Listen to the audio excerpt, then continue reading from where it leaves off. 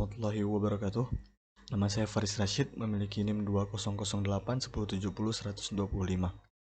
Pada kesempatan kali ini saya akan menjelaskan sedikit laporan basis data lanjutan mengenai proses transformasi dari ERD menjadi basis data relasional beserta tabel-tabelnya. Dan juga mencoba menginputkan data serta menampilkan beberapa data dengan sintaks-sintaks tertentu. Laporan ini disusun untuk memenuhi tugas mata kuliah basis data lanjutan. Laporan ini disusun oleh saya sendiri, yaitu Faris Rashid, memiliki NIM 2008 1070 125. Langsung saja dimulai dari pertama. Dari pertama saya diminta untuk membuat sebuah tabel, yaitu tabel dosen yang berisi NIP, nama, email, nomor HP, pangkat, jabatan, fakultas, serta prodi. Dan di sini saya meletakkan satu primary key kepada NIP supaya bisa dijadikan foreign key oleh tabel-tabel lainnya, karena tabel dosen ini bisa dikatakan adalah tabel pusatnya. Setelah dibuat, maka saya mendeskripsikan tabel ini, dan beginilah hasil dari deskripsinya. NIP not null number 13 dan sekian-sekian. Kemudian tabel kedua ada tabel pendidikan. Tabel pendidikan ini berisi NIP, sebenarnya berisi bidang, kota, nama univ, jenjang, gelar, tahun masuk, tahun keluar. Tapi saya menambahkan satu row atau satu kolom baru yang bernama NIP, yang akan saya foreign key-kan, yang akan saya hubungkan kepada tabel dosen di atas. Jadi saya menambahkan NIP di awal ini. Nah, karena foreign key si NIP ini harus sama dengan yang di tabel dosen. Jadi NIP huruf besar semua, bertipe data number dan number, serta memiliki batas yaitu 13. Setelah dideskripsikan, maka akan tampil seperti ini. Oh ya, di sini saya menambahkan constraint foreign key pada NIP ini yang akan disambungkan atau direferensis kepada tabel dosen, kepada row NIP pada tabel dosen. Kemudian ada tabel ketiga, yaitu tabel mata kuliah.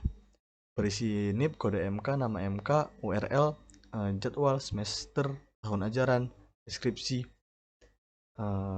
dan itu saja. Kemudian saya meletakkan constraint primary key pada kode MK supaya kode MK memiliki nilai unik dan tidak boleh kosong. Kemudian saya seperti tabel pada pendidikan tadi, saya membuat sebuah constraint foreign key kepada si NIP di sini yang akan saya referensis kepada tabel dosen.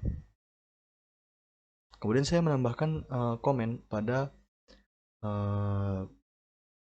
tabel mata kuliah pada kolom jadwal, yaitu isian jadwalnya day atau harinya, misalnya Senin, time start, strip time end. Misalnya berarti Senin 8.00 strip 9.40 seperti itu. Kemudian setelah dideskripsikan, maka akan tampil seperti ini.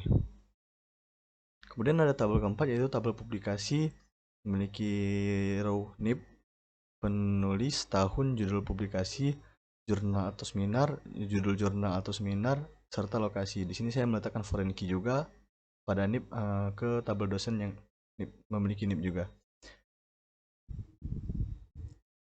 Kemudian ada tabel yang kelima, yaitu tabel aktivitas lain, yaitu tabel-tabel aktivitas lain dari para dosen tersebut.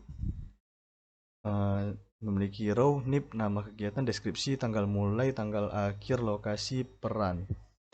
Dan saya meletakkan foreign key juga yang akan direferensikan kepada NIP pada tabel dosen tadi.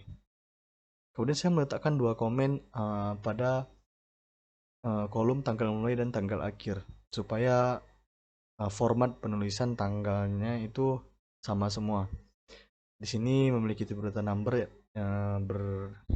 memiliki batas 8, yaitu day, tanggal, dua digit pertama itu tanggal, kemudian bulan dan bulan, kemudian tahun. Misalnya tanggal 12/12 bulan 3/03 tahun 2020 2020 seperti itu. Kemudian setelah dideskripsikan maka hasilnya akan seperti ini. Kemudian saya diminta menginputkan data minimal 5 data kepada masing-masing tabel. Sintaksnya akan saya berikan pada file SQL yang akan saya kirimkan, yang akan saya lampirkan bersama pengumpulan tugas di e-learning nanti.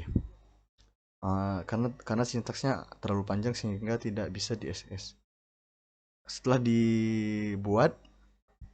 diinputkan datanya, maka akan tampil seperti ini datanya. Bisa dilihat pada laporan nomor 6. Kemudian begitu juga dengan input pada tabel pendidikan, input pada tabel mata kuliah, pada tabel publikasi, serta pada tabel aktivitas lain.